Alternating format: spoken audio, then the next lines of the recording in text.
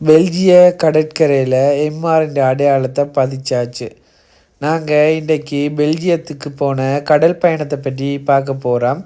கடலில் நாங்கள் ரொம்பவே என்ஜாய் பண்ணினோம். கடல் குளிப்பு மட்டும் இல்லாமல் நாங்கள் மண்குளியல் கூட செஞ்சோம். என்னடா மண்குளியல்னு யோசிக்கிறீங்களா? வீடியோவை ஃபுல்லாக பாருங்கள், உங்களுக்கே தெரியும்.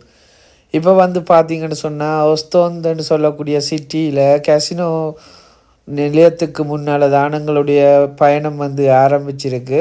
இவ்வளோ பேரோட இந்த பயணத்தை நாங்கள் ஆரம்பிச்சிருக்கிறோம். என்னடா இவ்வளோ கட்டிடங்களுக்கு நடுவில் எங்கே கடல் இருக்குன்னு பார்க்குறீங்களா?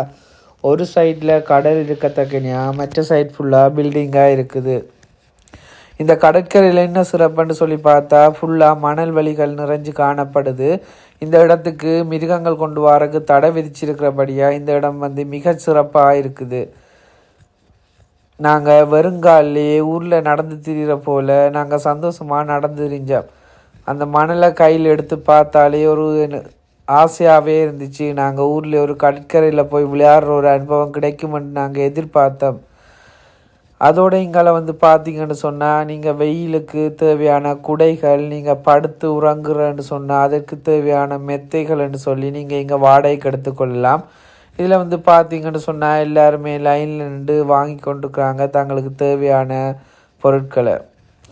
சரி, இப்போ நாங்கள் உடுப்பெல்லாம் மாற்றிட்டு கடலுக்கு இறங்கக்கு முன்னம் கடல் தண்ணியில் ஒருக்கா காலை நினச்சி பார்ப்போம்னு சொல்லி சைட்டால் நடந்து போய் கொண்டுருக்குறோம். என்னதான் வக்கி அடித்தாலும் லைட்டாக ஒரு குளிர்தன்மை காணப்பட்டுச்சுது. இந்த இடத்துல பார்த்திங்கன்னா நாங்கள் மட்டும் இல்லை, பெருந்தொகையான மக்கள், பெரியாக்கள், சின்னாக்கள்னு சொல்லி எல்லாருமே வந்திருக்கிறாங்க. சரி, நாங்கள் காலை நினச்சது போதும், ஃபுல்லாகவே நினைவோம் டிரெக்டாக கடலுக்கே இறங்கிட்டோம். அதுக்கு பிறகு என்னடா ஒரே கடற்குளியல் மட்டும்தானான்னு யோசிச்சுட்டு திடீரென்று ஒரு யோசித்தோம், மண்குளியல் ஒன்று போடுவோம்னு சொல்லி. அப்போ அதுக்கு என்ன செய்வோம்னு சொல்லி பெரிய ஒரு கிடங்க தோண்டி அதை நாங்கள் அதுக்குள்ளே மாறி மாறி நாங்கள் எங்களை தாட்டு விளையாடி கொண்டோம். இது எங்களுக்கு மட்டுமில்லை, பார்க்குறாக்களுக்கு கூட பெரும் மகிழ்ச்சியையும் சந்தோஷத்தையும் ஏற்படுத்திய ஒரு நிகழ்வாக இருந்துச்சு. இது யாருமே எதிர்பார்க்காத இடத்துல நாங்கள் இப்படி ஒரு மண்குழியில் செஞ்சது பார்வையாளர்களுக்கு கூட சிறப்பாக இருந்துச்சு. அதோடு அங்கே வந்திருந்த வெளிநாட்டவர்கள் கூட ஃபோட்டோ எடுத்து தங்களுக்கு நினைவாக இந்த ஃபோட்டோவை கொண்டு போனாங்க. நல்ல ஒரு மணல் தேசத்தில் நாங்கள் இப்படி ஒரு மண்குளியல் செஞ்சது எங்களுக்கு பெரிய சந்தோஷமாகவே இருந்துச்சு.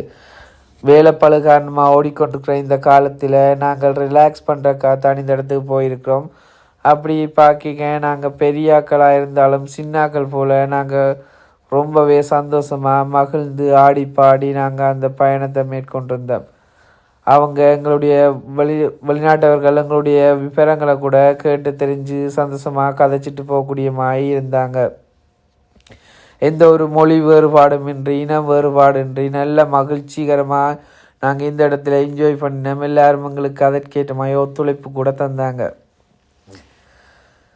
இப்போ பார்த்தீங்கன்னு சொன்னால் இந்த பரந்த தேசத்தில் எல்லாற்ற கண்களும் எங்களை நோக்கி இருக்குது. ஏன்னு சொல்லி பார்த்தா இந்த மண்குழியலுக்காகத்தான். சரி, நாங்கள் மண்குழியில் உடைச்சி கொண்டு அப்படியே போய் கடலுக்குள்ள விழுந்து வடிவாக குளித்து என்ஜாய் பண்ணிச்சினோம். நான் மட்டும் இல்லை, என்னோடய ஃப்ரெண்ட் ஃபேமிலி ஒருத்தர் வந்திருந்தாங்க. அவங்க கூட எங்களோட சேர்ந்து நல்லா பண்ணாங்க, என்ஜாய் பண்ணினாங்க. அவங்களுக்கு கூட இந்த பயணம் மிக சிறப்பாக சந்தோஷமாக இருந்துச்சு. இப்போ பார்த்தீங்கன்னு சொன்னால் நாங்கள் திருப்பி நனைஞ்சிட்டு ஓடி அதே இடத்துல விழுந்து கொஞ்ச நேரம் படுத்து ரெஸ்ட் எடுத்தோம். அதுக்கு பிறகு என்னடா திருப்பி இன்னொரு கிடங்கு தோன்றமெட்டு பார்க்குறீங்களா? இது எம்ஆர் ராஜியை தாக்குறக்கா தான் திருப்பியும் ஒரு கிடங்கு கிண்டிக்கிட்டு இருக்கிறோம். இப்போ பார்த்தீங்கன்னு சொன்னால் அவங்கள போட்டு தாக்க வலிக்கிட்டோம்.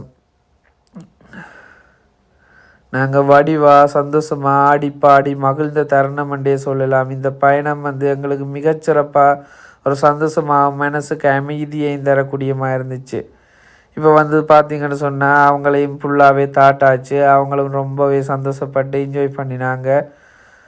அதோடு நாங்கள் ஃபோட்டோ வீடியோஸ் எடுத்துக்கொண்டோம். எல்லாருக்கும் பகிர்றதோட எங்களோட நினைவுக்காக நாங்கள் சேமித்து வைக்கிறதுக்காக தான் இந்த ஃபோட்டோ ஷூட்டுகள் கூட செஞ்சுருந்தோம். அதுலேருந்து ஒரு பதிவுகளை தான் உங்களுக்காக தந்துட்டுருக்குறோம்.